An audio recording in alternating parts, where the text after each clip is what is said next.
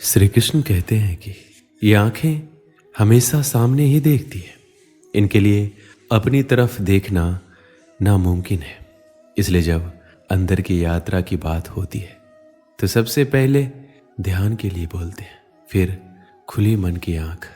हमें जीवन में संतुलन की जरूरत होती है, ना तो अकेलापन ना ही हमेशा भीड़। आपने कभी महसूस किया कि जब हम अकेले होते हैं तो चाह होती है कि दुनिया मिल जाए, रिश्ते मिल जाए, प्रेम मिल जाए, और दूसरी तरफ जब आप सबके साथ होते हैं तो चाहते हैं कि थोड़ा वक्त खुद के लिए खुद के साथ मिल जाए। परेशानी बस इतनी है कि आप जहां हो वहां का आनंद लेना नहीं आता। अकेलेपन में आप खुद के सबसे ज्यादा करीब होते हो। जानो खुद को, पहचानो। जिस दिन खुद को पहचान लिया, खुद को संभाल लिया, प्यार हो जाएगा अकेलेपन से। एक और बात, अगर आप अकेले हैं तो खुद को टटोलिए। यह आपके स्वभाव का ही परिणाम हो सकता है। ना अकेलापन बुरा है, ना रिश्तों की भीड़। बस जरूरत है संतुलन की। एक बार अगर अपना ध्यान दुनिया से हटाकर खुद में लगा लिया, अगर दूसरे की प्रेम की चाह को छोड़कर खुद को पाने की चाह जग गई, तो सारी समस्या खत्म हो जाएगी। श्री कृष्ण कहते हैं, अकेलेपन अपने साथ बहुत सी भेंट लेकर आता है। सवाल ये है, आप उसका स्वागत कैसे करते हैं? मेरा कहना मानिए, अगर आपने इसको सकारात्मक परिप्रेक्ष्य में लिया तो ये वरदान स्वरूप है।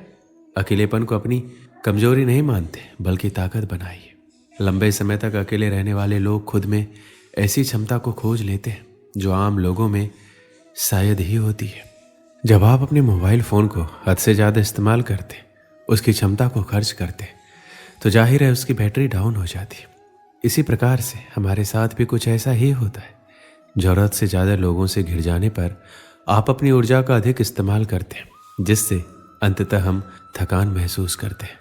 और ऐसे में यदि हमें कुछ समय के लिए अकेला छोड़ दिया जाए तो हम शांति महसूस करते हैं। जब हम अकेले रहते हैं तो अपनी अंतरात्मा से बातें करते हैं, खुद को समझते हैं।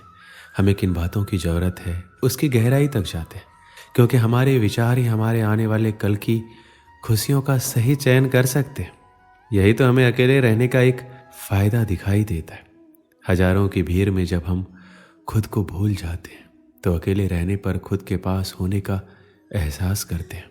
हम अपनी भावनाओं के करीब जाते हैं। हमें क्या चिंता सताती है, किन बातों से हम चिढ़ जाते हैं और कैसे अपनी आदतों पर काबू पा सकते हैं।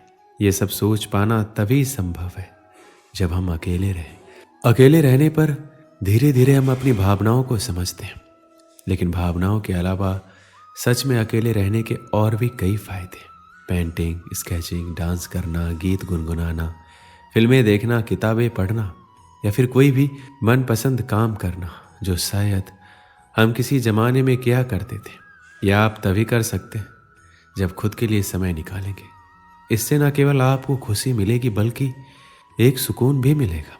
सुकून ये है कि आपने एक लंबे समय के बाद अपनी आत्मिक खुशी के लिए कुछ किया है। जब आप कुछ वक्त अकेले बिताते हैं तो आपका जहन सुकून के पलों का बखूबी इस्तेमाल करता है। शोर शराबे से दूर अकेले में बैठे रहते हैं तो आपकी सोचने समझने की ताकत को मजबूत करता है।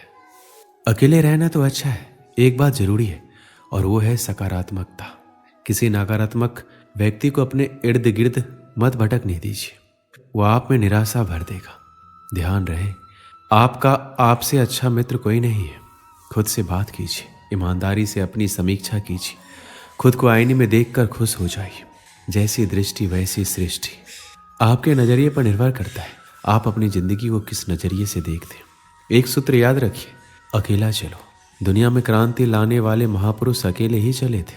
अकेलापन अपने आप में कोई समस्या नहीं है, बस बात इतनी सी है कि स्वयं को गहराई से समझने का एक शक्तिशाली माध्यम हमारे हाथ लग गया है और हम नहीं जानते कि इस शक्तिशाली माध्यम का उपयोग कैसे करें। अब सामाजिक समस्या के रूप में देखें तो अकेलापन दो तरह का हो सकता है, एक भौतिक, दूसरा भावात्मक। यदि आप इनमें से किसी भी प्रकार के अकेलेपन को संभालने की बात कर रहे हैं तो जरा रुकिए। क्या आपने कभी इस बात पर ध्यान दिया है दूसरे व्यक्तियों के साथ आपका आज तक का व्यवहार कैसा रहा है? और यदि हाँ तो भी यही समय है सोचने का। दूसरों के सर पर अपनी गलतियों का टोकरा रखने का प्रयास करने से कहीं बेहतर है कि अपनी गलतियों की जिम्मेदारी स्वयं उठाने की हिम्मत दिखाइए। कहा जाता है अकेलापन एक वरदान है और शायद आप सबसे अलग हो। आप किसी के साथ मिलजुल नहीं सकते या आपके कोई मित्र नहीं है। शायद इन कारणों की वजह से आप अपने आप को अकेला महसूस करते हो। आपका कोई तो अपना होगा, जैसे आपकी माँ, बहन, दोस्त, पति, पत्नी। अगर आप अकेला महसूस कर रहे हो तो आप अपने मन की बात अपनों से कर सकते हैं।